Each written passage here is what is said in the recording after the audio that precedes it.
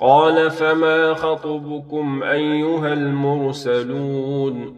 قالوا إنا أرسلنا إلى قوم مجرمين لنرسل عليهم حجارة من طين مسومة عند ربك للمسرفين فأخرجنا من كان فيها من المؤمنين فما وجدنا فيها غير بيت من المسلمين وتركنا فيها آية للذين يخافون العذاب الأليم وفي موسى إذ أرسلناه إلى فرعون بسلطان مبين فتولى بركنه وقال ساحر أو مجنون فأخذناه وجنوده فنبذناهم في اليم وهو مليم وفي عاد إذ أرسلنا عليهم الريح العقيم ما تذر من شيء أتت عليه إلا جعلته كالرميم وفي ثمود إذ قيل لهم تمتعوا حتى حين فعتوا عن أمر ربهم فأخذتهم الصاعقة وهم ينظرون فما استطاعوا من قيام وما كانوا منتصرين وقوم نوح من قبل إنهم كانوا قوما فاسقين والسماء بنيناها بأيد وإنا لموسعون والأرض فرشناها فنعم الماهدون ومن كل شيء خلقنا زوجين لعلكم تذكرون ففروا إلى الله إني لكم منه نذير مبين ولا تجعلوا مع الله إلها آخر إني لكم منه نذير مبين كذلك ما أتى الذين من قبلهم من رسول إلا قالوا ساحر أو مجنون أتواصوا به بل هم قوم طاغون فتول عنهم فما أنت بملوم وذكر فإن الذكرى تنفع المؤمنين وما خلقت الجن والإنس إلا ليعبدون ما أريد منهم من رزق وما أريد أن يطعمون إن الله هو الرزاق ذو القوة المتين فإن للذين ظلموا ذنوبا مثل ذنوب أصحابهم فلا يستعجلون فويل للذين كفروا من يومهم الذي يوعدون.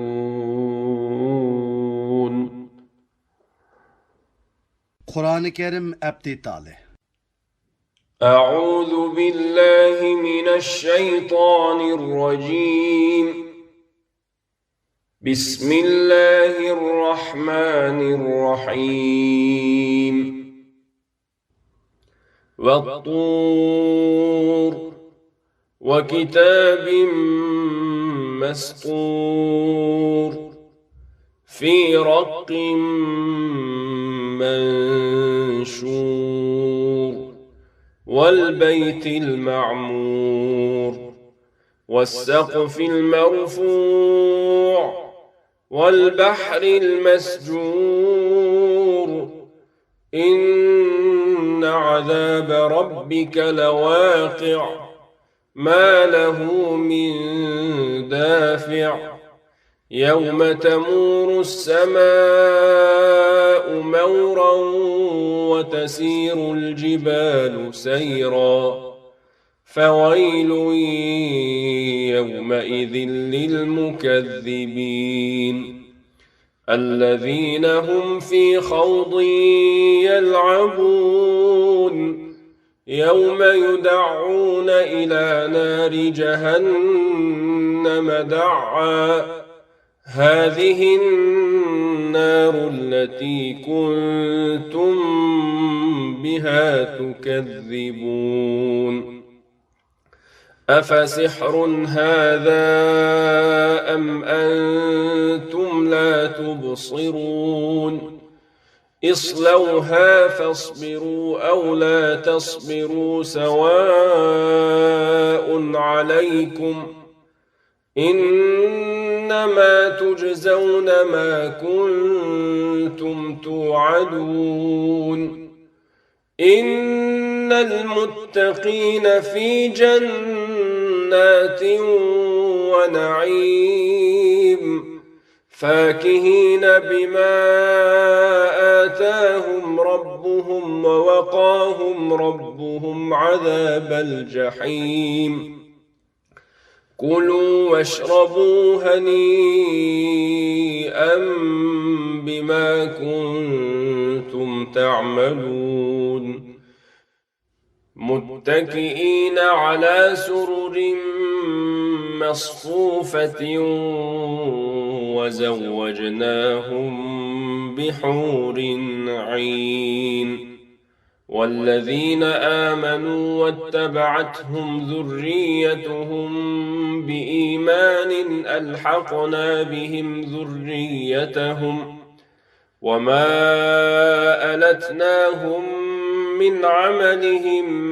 من شيء كل امرئ بما كسب رهين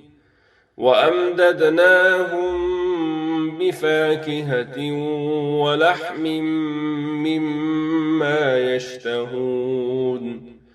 يتنازعون فيها كأسا لا لغو فيها ولا تأثيم ويطوف عليهم غلمان لهم كأنهم لؤلؤ مكنون وأقبل بعضهم على بعض يتساءلون قالوا إنا كنا قبل في أهلنا مشفقين فمن الله علينا ووقانا عذاب السموم إنا كنا من قبل ندعوه إنه هو البر الرحيم فذكر فما أنت بنعمة ربك بكاهن ولا مجنون أم يقولون شاعر نتربص به ريب المنون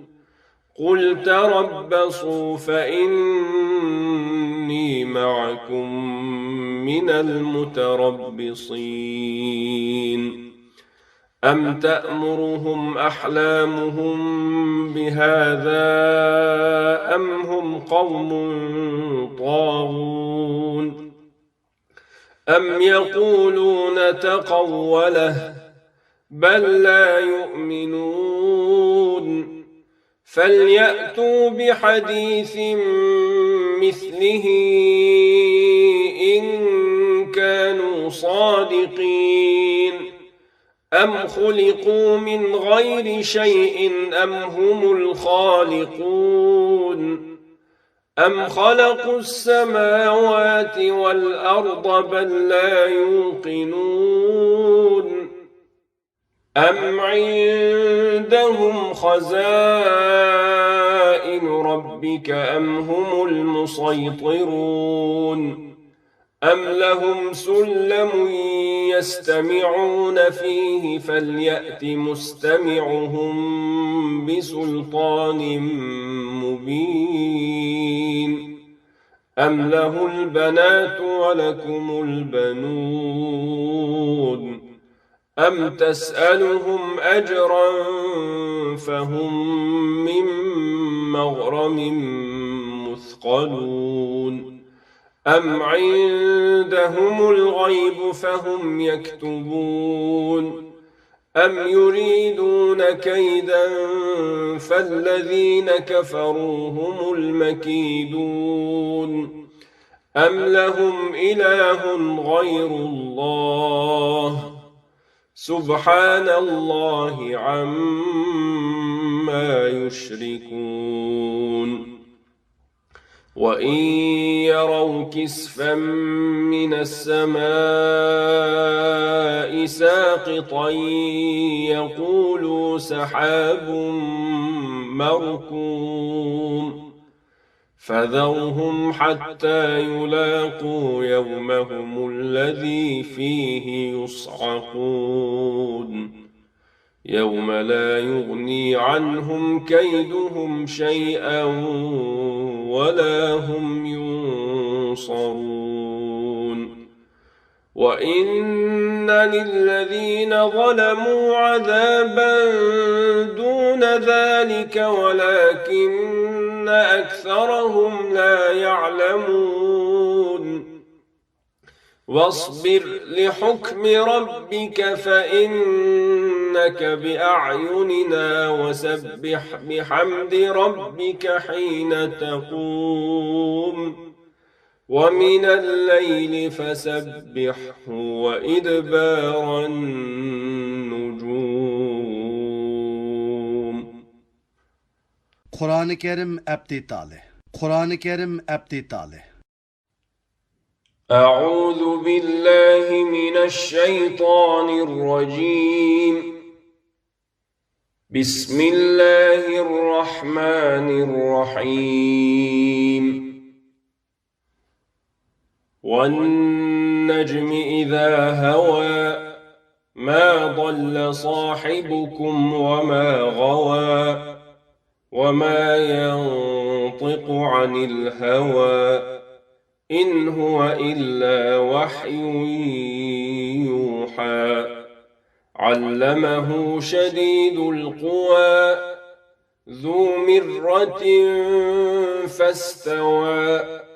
وهو بالأفق الأعلى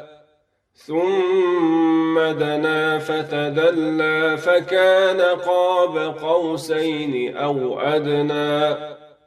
فأوحى إلى عبده ما أوحى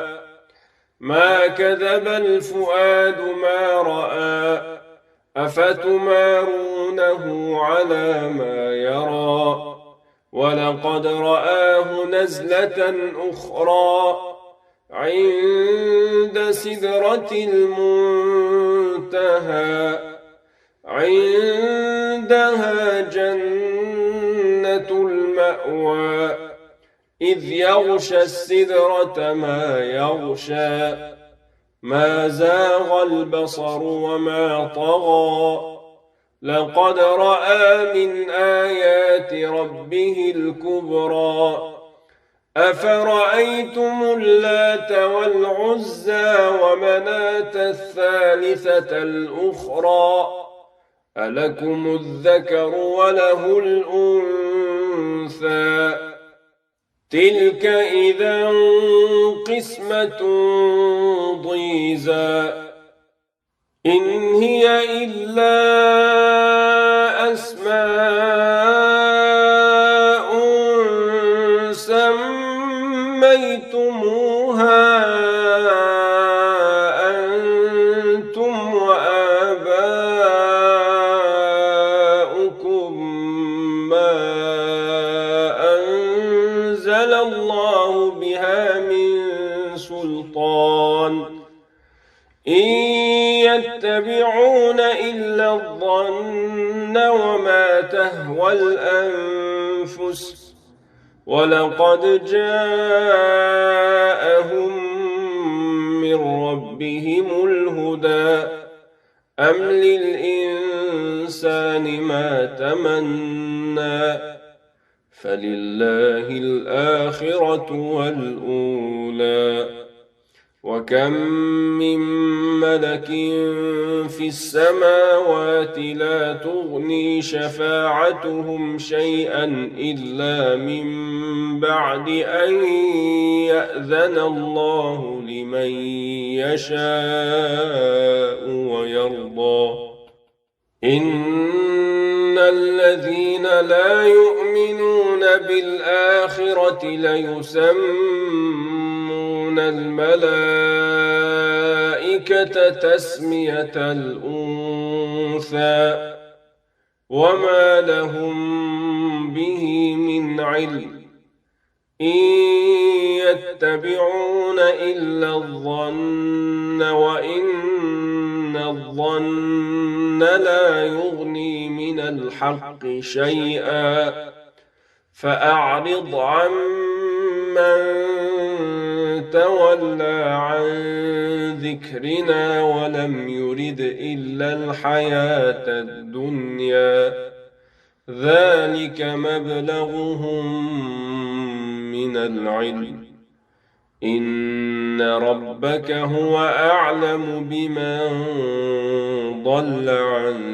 سبيله وهو أعلم بمن اهتدى ولله ما في السماوات وما في الأرض ليجزي الذين أساءوا بما عملوا ويجزي الذين أحسنوا بالحسنى الذين يجتنبون كبائر الإثم والفواحش إلا اللمم إن ربك واسع المغفرة هو أعلم بكم إذ أنشأكم من الأرض وإذ أنتم أجنة في بطون أمهاتكم فلا تزكوا أنفسكم هو أعلم بمن اتقى أفرأيت الذي تولى وأعطى قليلا وأكدى أعنده علم الغيب فهو يرى أم لم ينبأ بما في صحف موسى وإبراهيم الذي وفى ألا تزر وازرة وزر أخرى وأن ليس للإنسان إلا ما سعى وأن سعيه سوف يرى ثم يجزاه الجزاء الأوفى وأن إلى ربك المنتهى وأنه هو أضحك وأبكى وأنه هو أمات وأحيا وأنه خلق الزوجين الذكر والأنثى من نطفة إذا تمنى وأن عليه النشأة الأخرى وأنه هو أغنى وأقنى وأنه هو رب الشعرى وأنه أهلك عادا الأولى وثمود فما أبقى وقوم نوح من قبل إنهم كانوا هم أظلم وأطغى والمؤتفكة أهوى فغشاها ما غشى فبأي آلاء ربك تتمارى هذا نذير من النذر الأولى أزفت الآزفة ليس لها من دون الله كاشفة أفمن هذا الحديث تعجبون وتضحكون ولا تبكون وأنتم سامدون فاسجدوا لله واعبدوا أعوذ بالله من الشيطان الرجيم بسم الله الرحمن الرحيم اقتربت الساعة وانشق القمر وإن يروا آية يعرضوا ويقولوا سحر مستمر وكذبوا واتبعوا أهواءهم وكل أمر مستقر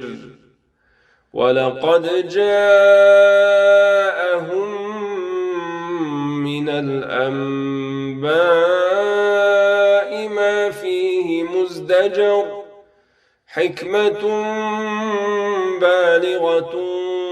فما تغني النذر فتول عنهم يوم يدعو الداع إلى شيء نكر خش عن أبصارهم يخرجون من الأجداث كأنهم جراد منتشر مهطعين إلى الداع يقول الكافرون هذا يوم عسر كذبت قبلهم قوم نوح فكذبوا عبدنا وقالوا مجنون وازدجر فدعا ربه أني مغلوب فانتصر ففتحنا أبواب السماء بماء منهمر وفجرنا الأرض عيونا فالتقى الماء على أمر قد قدر وحملناه على ذات ألواح ودسر تجري بأعيننا جزاء لمن كان كفر ولقد تركناها آية فهل من مدكر فكيف كان عذابي ونذر ولقد يسرنا القرآن للذكر فهل من مدكر كذبت عاد فكيف كان عذابي ونذر إنا أرسلنا عليهم ريحا صرصرا في يوم نحس مستمر تنزع الناس كأنهم أعجاز نخل منقعر فكيف كان عذابي ونذر ولقد يسرنا القرآن للذكر فهل من مدكر كذبت ثمود بالنذر فقالوا أبشرا منا واحدا نتبعه إنا إذا لفي ضلال وسعر ألقي الذكر عليه من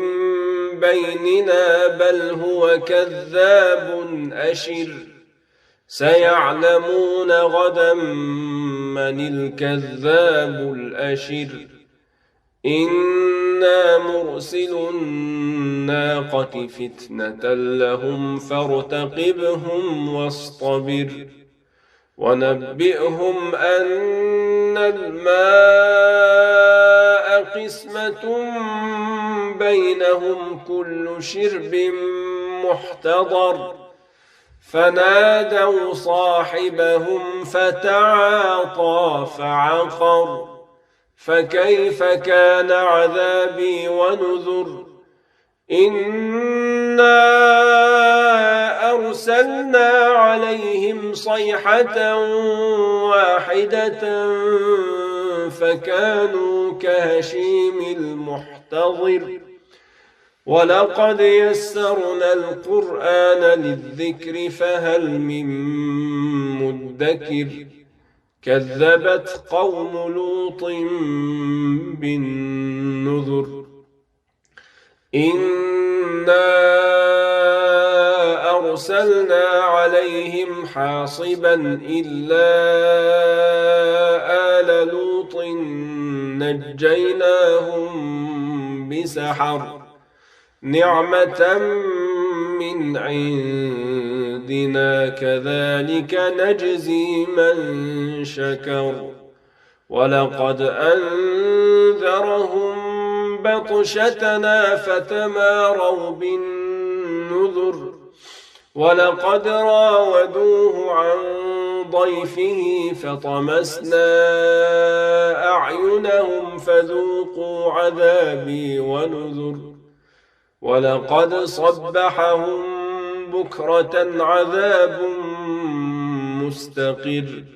فذوقوا عذابي ونذر ولقد يسرنا القرآن للذكر فهل من مدكر ولقد جاء آل فرعون النذر كذبوا بآياتنا كلها فأخذناهم أخذ عزيز مقتدر أكفاركم خير من أولئكم أم لكم براءة في الزبر أم يقولون نحن جميع منتصر سيهزم الجمع ويولون الدبر بل الساعة موعدهم والساعة أدهى وأمر إن المجرمين في ضلال وسعر يوم يسحبون في النار على وجوههم ذوقوا مس سقر إنا كل شيء خلقناه بقدر وما أمرنا إلا واحدة كلمح بالبصر ولقد أهلكنا أشياعكم فهل من مدكر وكل شيء فعلوه في الزبر وكل صغير وكبير مستطر إن المتقين في جنات ونهر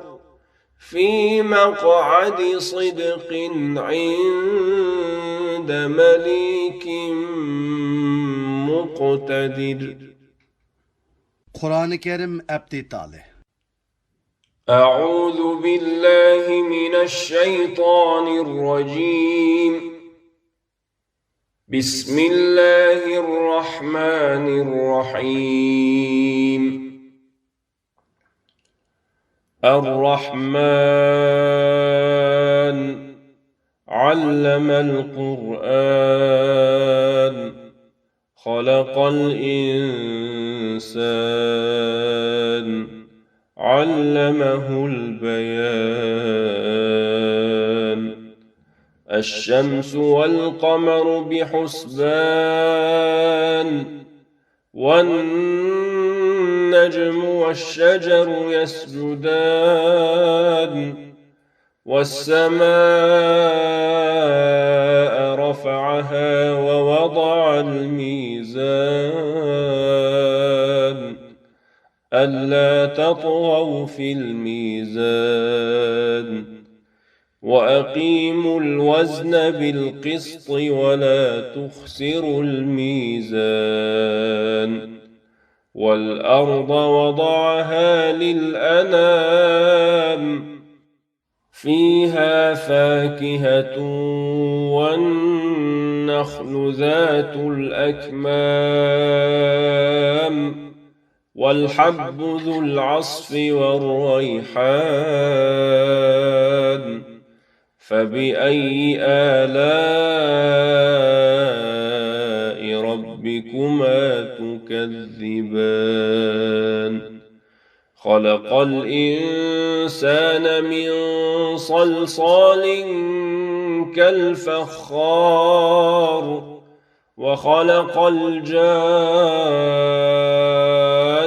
من مارج من نار فبأي آلاء ربكما تكذبان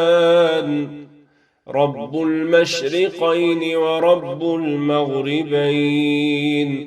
فبأي آلاء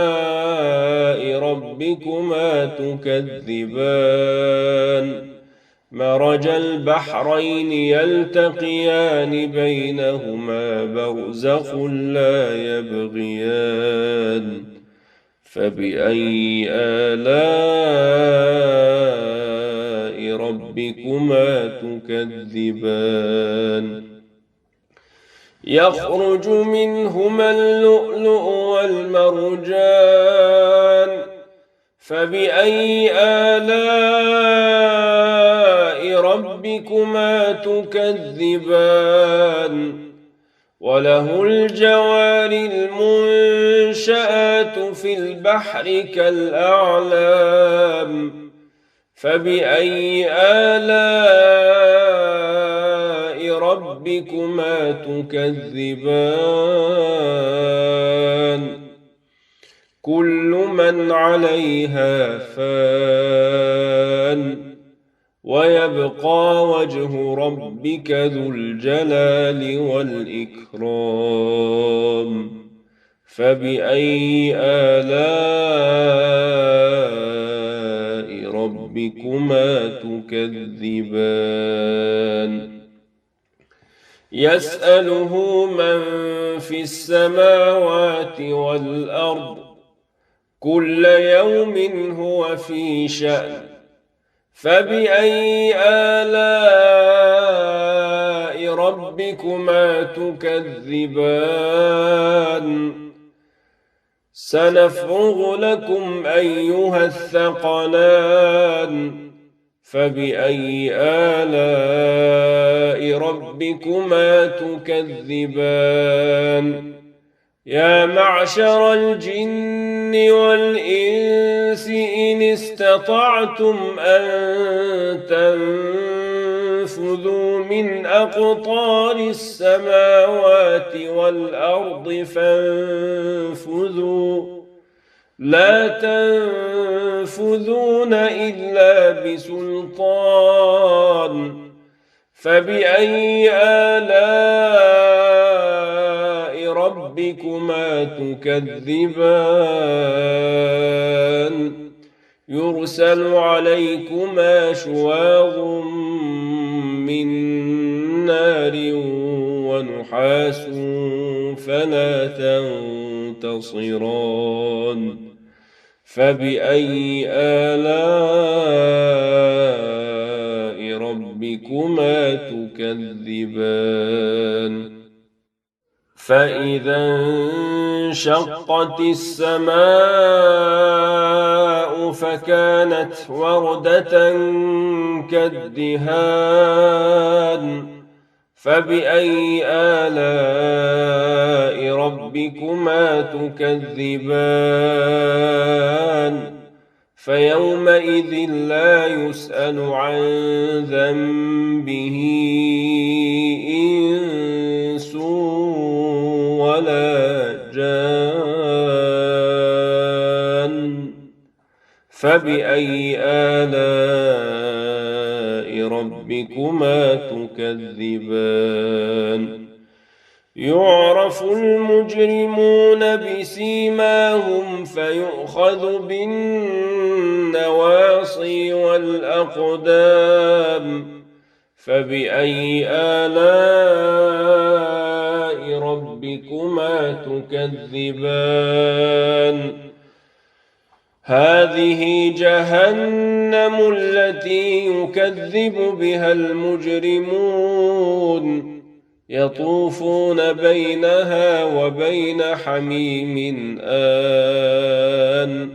فبأي آلاء ربكما تكذبان ولمن خاف مقام ربه جنتان فبأي آلاء ربكما تكذبان ذواتا أفنان فبأي آلاء ربكما تكذبان فيهما عينان تجريان فبأي آلاء ربكما تكذبان فيهما من كل فاكهة زوجان فبأي آلاء ربكما تكذبان متكئين على فرش بطائنها من استبرق وجنى الجنتين دان فبأي آلاء ربكما تكذبان فيهن قاصرات الطرف لم يطمثهن إنس قبلهم ولا جان فبأي آلاء ربكما تكذبان كأنهن الياقوت والمرجان فبأي آلاء ربكما تكذبان هل جزاء الإحسان إلا الإحسان فبأي آلاء ربكما تكذبان ومن دونهما جنتان فبأي آلاء ربكما تكذبان مدهامتان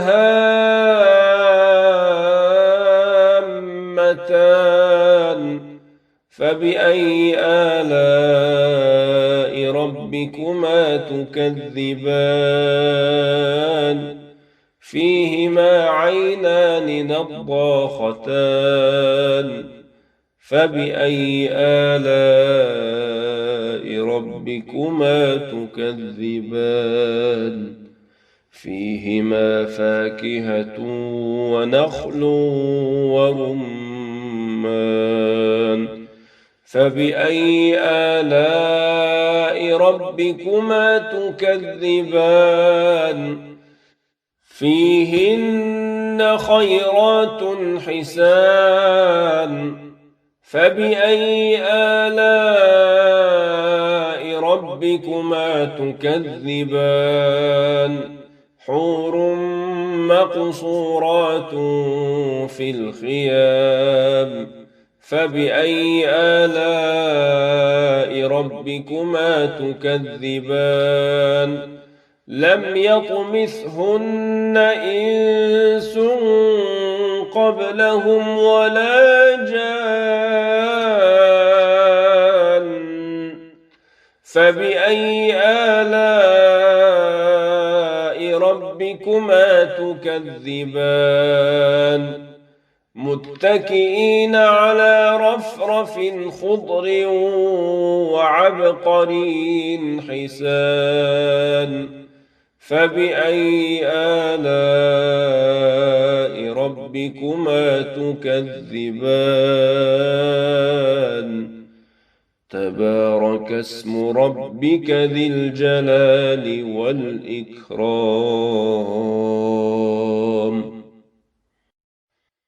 بسم الله الرحمن الرحيم إذا وقعت الواقعة ليس لوقعتها كاذبة خافضة رافعة إذا رجت الأرض رجا وبست الجبال بسا فكانت هباء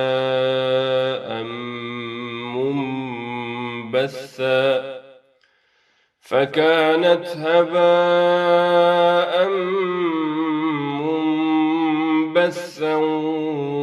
وكنتم أزواجا ثلاثة فأصحاب الميمنة ما أصحاب الميمنة وأصحاب المشأمة ما أصحاب المشأمة والسابقون السابقون أولئك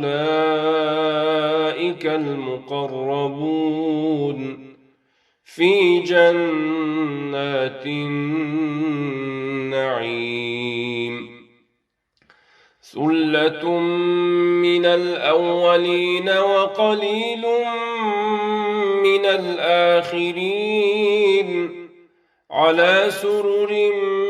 موضونة متكئين عليها متقابلين يطوف عليهم ولدان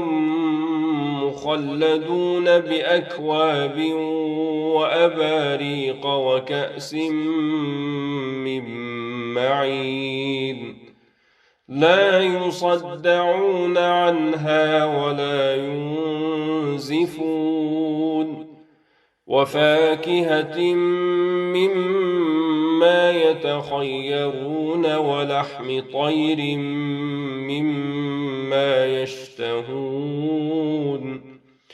وحور عين كأمثال اللؤلؤ المكنون جزاء بما كانوا يعملون لا يسمعون فيها لغوا ولا تأثيما إلا قيلا سلاما سلاما وأصحاب اليمين ما أصحاب اليمين في سدر مخضود وطلح منضود وظل ممدود وماء مسكوب وفاكهة كثيرة لا مقطوعة ولا ممنوعة وفرش مرفوعة إنا أنشأناهن إنشاء فجعلناهن أبكارا عربا أترابا لأصحاب اليمين ثلة من الأولين وثلة من الآخرين وأصحاب الشمال ما أصحاب الشمال في سموم وحميم وظل من يحموم لا بارد ولا كريم إنهم كانوا قبل ذلك مترفين وكانوا يصرون على الحنث العظيم وكانوا يقولون أئذا متنا وكنا ترابا وعظاما أئنا لمبعوثون أوآباؤنا الأولون قل إن الأولين والآخرين لمجموعون إلى ميقات يوم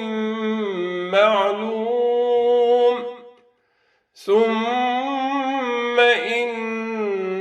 إنكم أيها الضالون المكذبون لآكلون من شجر من زقوم فمالئون منها البطون فشاربون عليه من الحميم فشاربون شرب الهيم هذا نزلهم يوم الدين نحن خلقناكم فلولا تصدقون أفرأيتم ما تمنون أأنتم تخلقونه أم نحن الخالقون نحن قدرنا بينكم الموت وما نحن بمسبوقين على أن نبدل أمثالكم وننشئكم فيما لا تعلمون ولقد علمتم النشأة الأولى فلولا تذكرون أفرأيتم ما تحرثون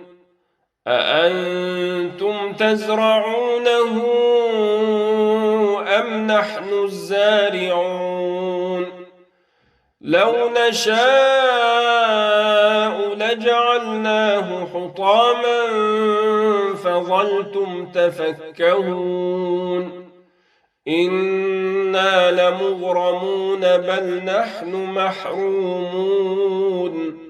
أفرأيتم الماء الذي تشربون أأنتم أنزلتموه من المزن أم نحن المنزلون لو نشاء جعلناه أجاجا فلولا تشكرون أفرأيتم النار التي تورون أأنتم أنشأتم أنشأتم شجرتها أم نحن المنشئون نحن جعلناها تذكرة ومتاعا للمقوين فسبح باسم ربك العظيم فلا أقسم بمواقع النجوم وإنه لقسم لو تعلمون عظيم إنه لقرآن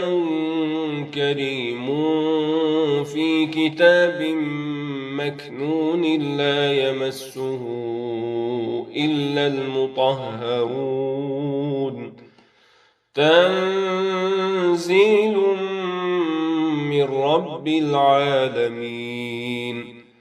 أفبهذا الحديث أنتم مدهنون وتجعلون رزقكم أنكم تكذبون فلولا إذا بلغت الحلقوم وأنتم حينئذ تنظرون ونحن أقرب إليه منكم ولكن لا تبصرون فلولا إن كنتم غير مدينين ترجعونها إن كنتم صادقين فأما إن كان من المقربين فروح وريحان وجنة نعيم وأما إن كان من أصحاب اليمين فسلام لك من أصحاب اليمين وأما إن كان من المكذبين الضالين فنزل من حميم وتصلية جحيم إن هذا لهو حق اليقين فسبح باسم ربك العظيم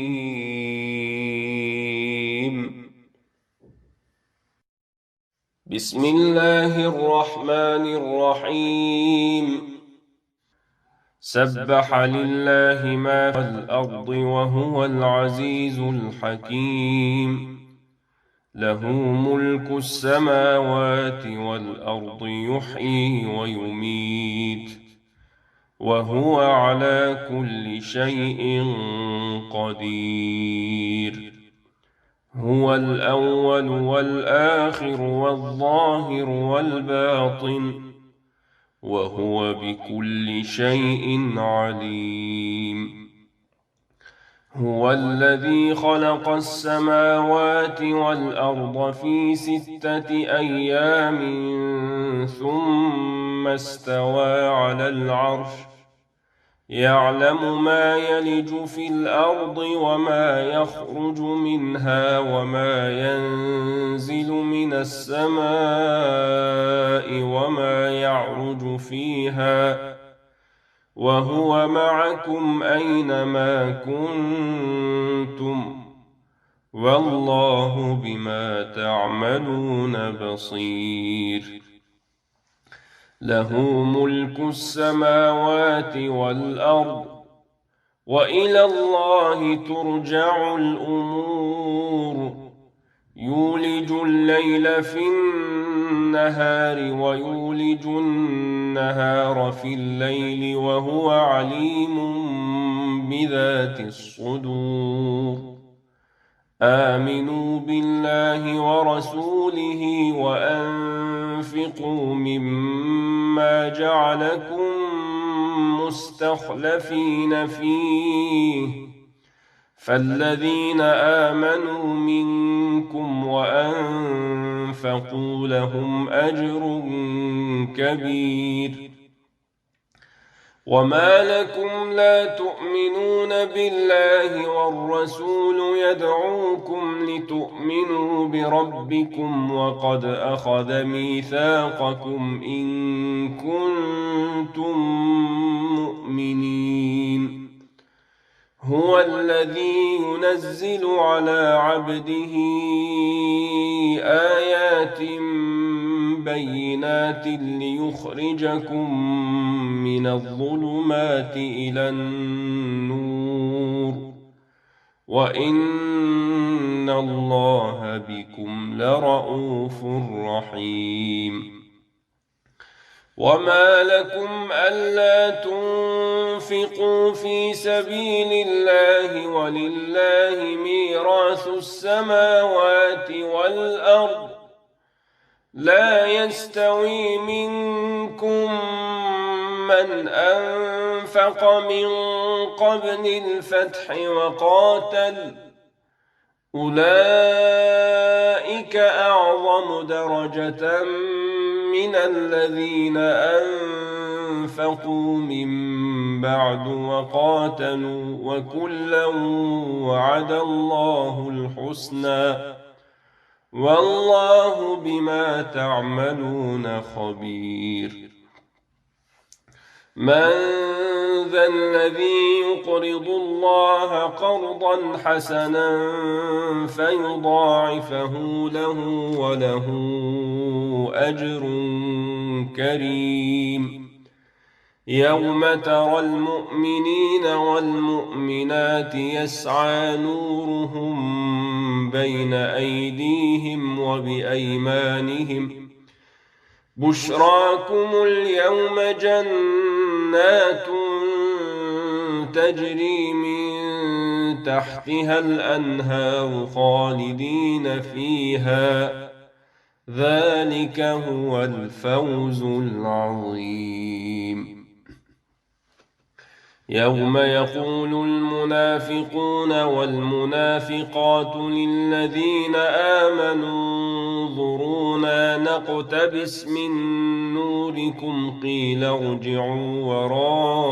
وراءكم فالتمسوا نورا فضرب بينهم بسور له باب باطنه فيه الرحمة وظاهره من قبله العذاب ينادونهم ألم نكن معكم قالوا بلى ولكنكم فتنتم أنفسكم وتربصتم وارتبتم وغرتكم الأماني حتى جاء أمر الله وغركم بالله الغرور. فاليوم لا يؤخذ منكم فدية ولا من الذين كفروا مأواكم النار هي مولاكم وبئس المصير. ألم يأن للذين آمنوا أن تخشع قلوبهم لذكر الله ألم يأن للذين آمنوا أن تخشع قلوبهم لذكر الله وما نزل من الحق ولا يكونوا كالذين أوتوا الكتاب من قبل فطال عليهم الأمد فقست قلوبهم وكثير منهم فاسقون. اعلموا أن الله يحيي الأرض بعد موتها قد بينا لكم الآيات لعلكم تعقلون.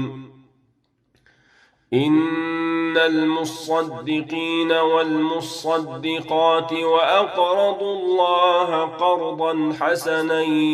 يضاعف لهم ولهم أجر كريم. والذين آمنوا بالله ورسله أولئك هم الصديقون والشهداء عند ربهم لهم أجرهم ونورهم. والذين كفروا وكذبوا بآياتنا أولئك أصحاب الجحيم. اعلموا أنما الحياة الدنيا لعب ولهو وزينة وتفاخر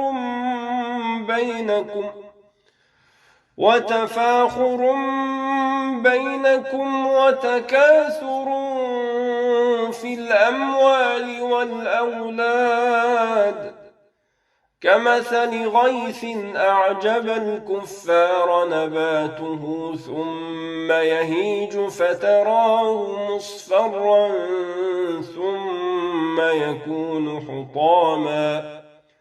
وفي الآخرة عذاب شديد ومغفرة من الله ورضوان وما الحياة الدنيا إلا متاع الغرور. سابقوا إلى مغفرة من ربكم وجنة عرضها كعرض السماء والأرض أعدت للذين آمنوا بالله ورسله ذلك فضل الله يؤتيه من يشاء والله ذو الفضل العظيم. ما أصاب من مصيبة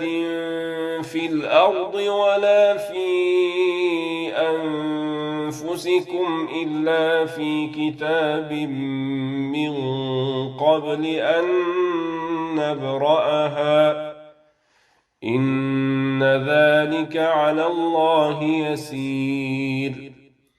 لكي لا تأسوا على ما فاتكم ولا تفرحوا بما آتاكم والله لا يحب كل مختال فخور. الذين يبخلون ويأمرون الناس بالبخل ومن يتول فإن الله هو الغني الحميد.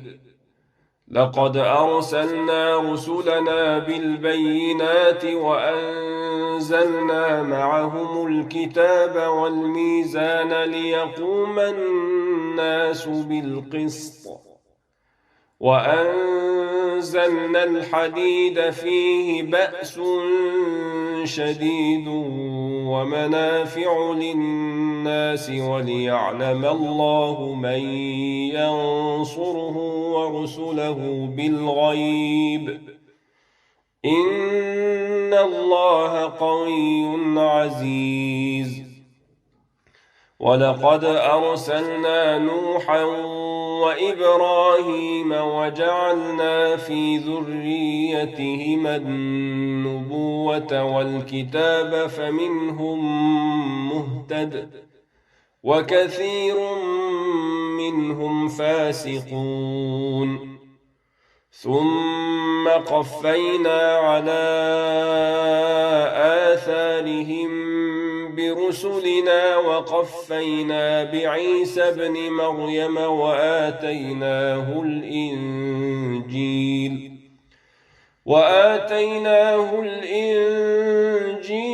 وجعلنا في قلوب الذين اتبعوه رأفة ورحمة ورهبانية ابتدعوها ما كتبناها عليهم إلا ابتغاء رضوان الله فما رعوها حق رعايتها فآتينا الذين آمنوا منهم أجرهم وكثير منهم فاسقون. يا أيها الذين آمنوا اتقوا الله وآمنوا برسوله